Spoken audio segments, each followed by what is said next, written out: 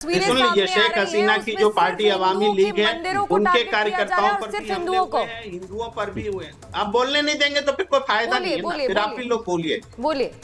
तो अवामी लीग के कार्यकर्ताओं पर भी हुए हैं, हिंदुओं पर भी हुए हैं। और जिस तरीके से भारत में बैठ करके हम हल्ला मचा रहे हैं, देखिए ये जो बांग्लादेश में जो कुछ हो रहा है, हम वहां शेख हसीना के खिलाफ जनता में बहुत गुस्सा था।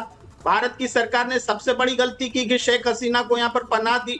अब वो गुस्सा भारत के खिलाफ दिख रहा है। अभी हमारे सही कहा राजनयिक ने, विदेश मामलों की जानकार है सचदेवा जी, कि वो दोनों मिक्स हो गया, भारत विरोध और हिंदू दोनों मिक्स हो गया। इसको संभालने की जरूरत है और हमारे देश को। प्रेम कुमार जी, मुझे आपकी बात बहुत ज्यादा मैं हजम नहीं कर पा रही हूँ। ऐसा इसलिए क्योंकि आप कह रहे हैं कि दरअसल भारत ने शेख हसीना को पनाह दे दी, लिहाजा वहां के हिंदू को टारगेट किया जाने लगा। अब इसमें तुक क्या बनता है, इसमें पॉइंट क्या बनता है? भाई वो शेख हसीना है, उनको यहाँ पे शरण दी गई, लेकिन वो जो देश में आपके रह रहे हैं सालों साल से, जो आपके साथ रहते रहे इतने सालों से, आखिर टारगेट पर वो क्यों है? सवाल तो यहाँ पर ये खड़ा होता है।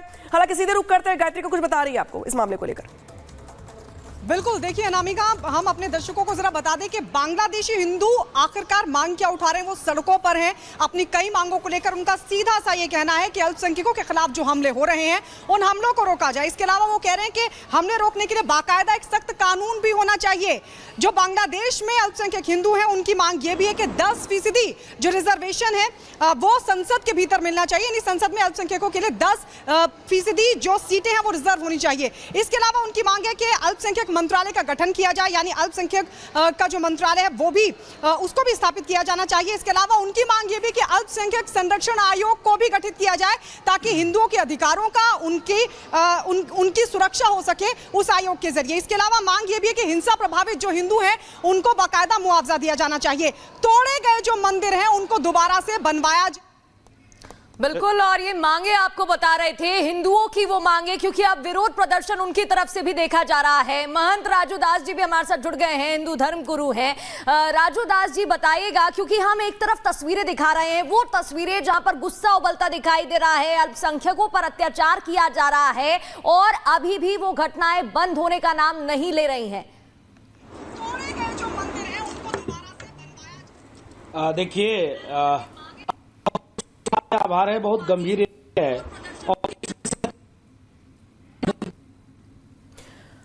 आपकी आवाज में दिक्कत आ रही है राजू दास जी, आपके पास वापस लौटेंगे, लेकिन सीधे रॉबिन सर का मैं रुख करना चाहूंगी।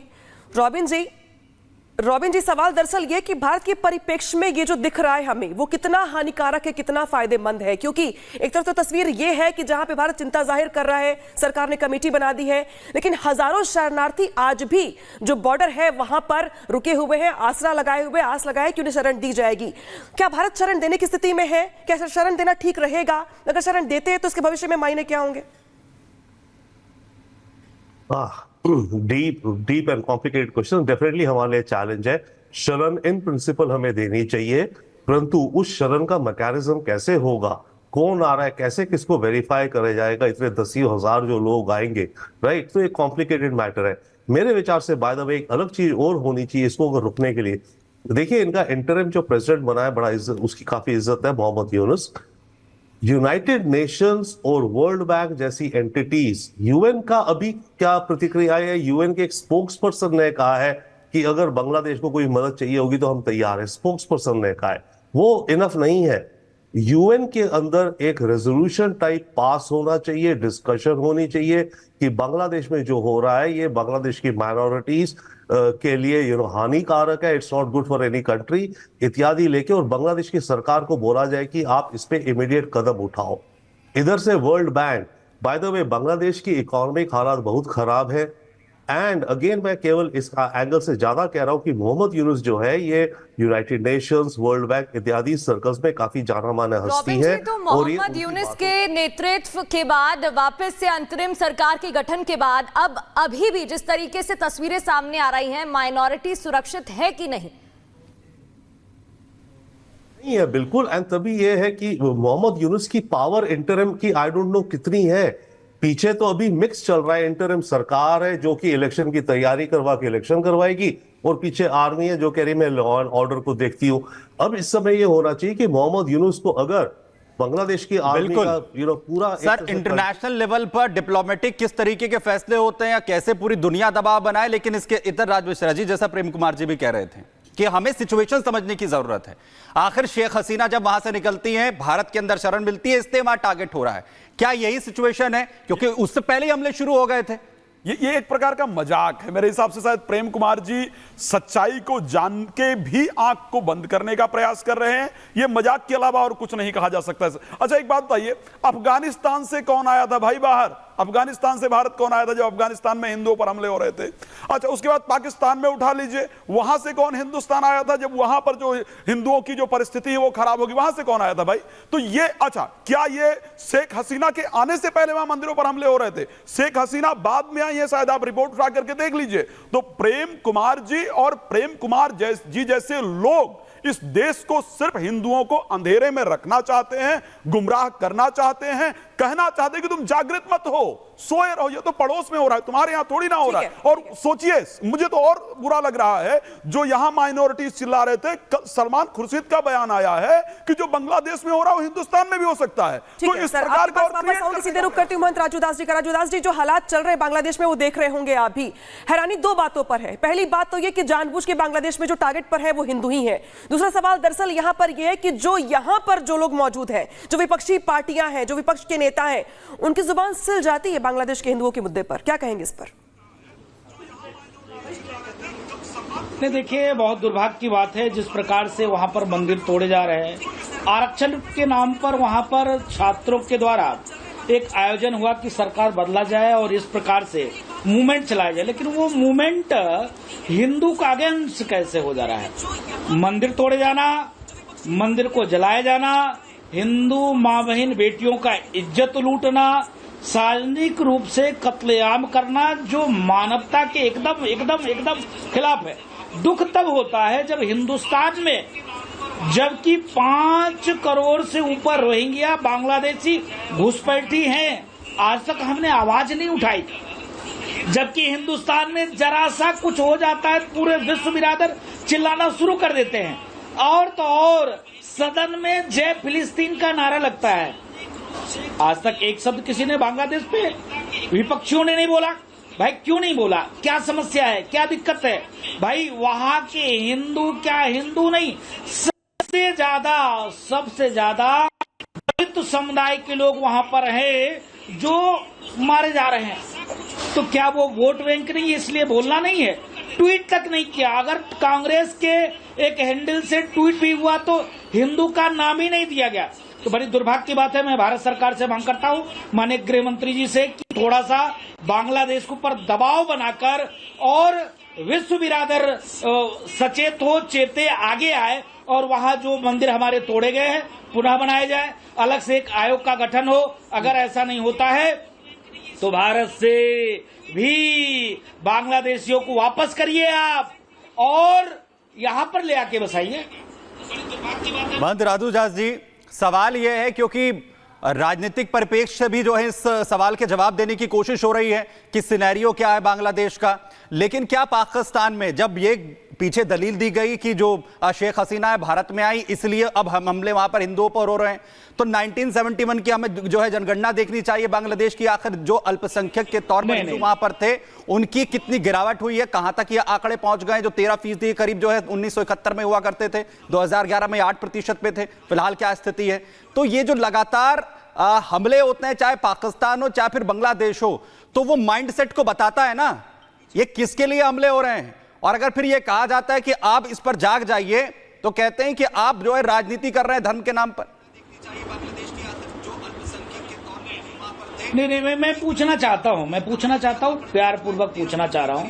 यहाँ कुछ लोग हैं जो कह रहे हैं कि वहां के प्रधानमंत्री हिंदुस्तान में इसलिए हमले हो रहे हैं। मैं पूछना चाहता हूं, 57 कंट्री इस्लामिकियों का है, क्या मानवता खत्म हो गया? क्या वहां डेमोक्रेसी नहीं है, लोकतांत्रिक व्यवस्था नहीं है, मानवता नहीं है? आखिर 57 कंट्रियों को लोगों ने क्यों नहीं शेख हसीना को शरण क्यों नहीं दिया? भारत का इतना विशाल हृदय है कि उन्होंने पड़ोसी धर्म का पालन करते हुए और वहां यहाँ पर भारत में शरण दिया। क्या इसके पहले हमले नहीं होते थे? क्या इसके पहले मंदिर नहीं तोड़े जा रहे थे?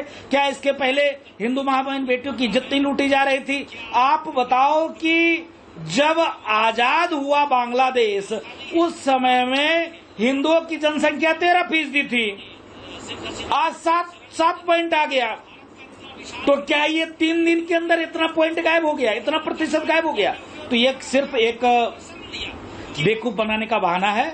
शुद्ध रूप से जो भारत के जो सेकुलर लोग हैं उन्होंने अपना आंख इसका जवाब देंगे कि आखिर जिस तरीके से शरण दी गई शेख हसीना को, क्या एक वही वजह है या फिर वजह कुछ और? सीधे रुक करते सौरभ दुबे जी का। सौरभ जी, जिस तरीके से हालात दिखाई दे रहे हैं, 2 तस्वीरें दिखाई दे रही है। एक तो पहले तो जो बांग्लादेश में दिखाई दे रहा है हिंदुओं का कत्लेआम, वो देख रहे हैं हम।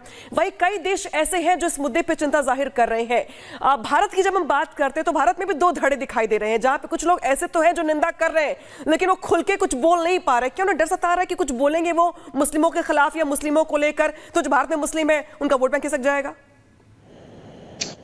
देखिए, जो लोग निंदा नहीं कर पा रहे हैं वो बाबर की बिरादरी के लोग हैं, और मैं तो यही मानता हूं कि बाबर की बिरादरी के लोगों को जो है, जब भी हिंदू की बात आती है, हिंदुत्व की बात आती है, तो तथाकथित जो है अपने आप को सेकुलर मानते हैं, बुद्धिजीवी मानते हैं। उनको लगता है कि अगर हम हिंदुओं के पक्ष में बात नहीं रखेंगे तभी हम इस देश के सच्चे नागरिक कहलाएंगे। ऐसे भ्रम में वो जो है, आज से नहीं, जब से देश आजाद हुआ तब से हमने एक बड़ी संख्या में ऐसे लोगों को देखा है हिंदुस्तान के अंदर। पहली बात।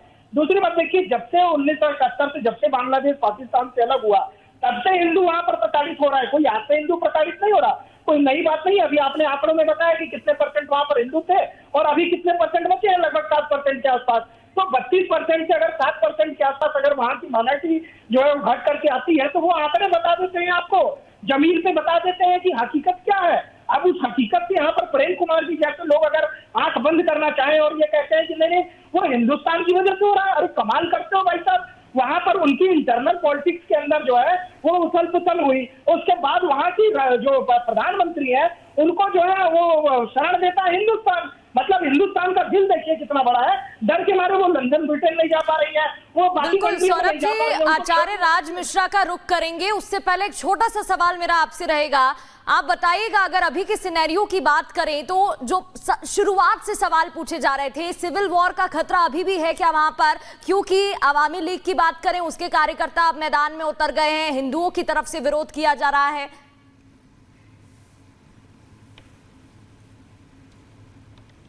मेरे पूछ रहे मेरा जी आपसे सवाल है। हाँ, देखिए, मैंने आपको एक आंकड़े दिए, मैंने बताया कि जब से वहां पर बांग्लादेश अलग हुआ पाकिस्तान से, तब से हिंदुओं के ऊपर जो है वो प्रताड़ना जो है हिंदुओं को झेलनी पड़ रही थी। और अभी जब से ऐसा नहीं है कि शेख हसीना जी पे मुसीबत आई और वो इधर आ गई तब हिंदुओं पे अत्याचार हुए। हिंदुओं पे अत्याचार लगातार हो रहे थे जब से ये बांग्लादेश में आंदोलन चल रहा था। लगभग ये तो लगातार हो रहा था, ये तो लगातार हो रहा था। और मैंने इसका पहले भी बताया आपको, जिसका जिक्र किया राज मिश्रा जी, जो पॉपुलेशन डिक्रीज है वहां पर हिंदुओं का, वो आप देखिए, वो तो सिर्फ मौका ढूंढ रहे थे। शेख हसीना जब तक वहां पर थी तब तक उस पर काफी हद तक रोक थी, लेकिन जैसे ही वो कुर्सी से हटती हैं मौका मिल जाता है और उसकी शुरुआत हो जाती है।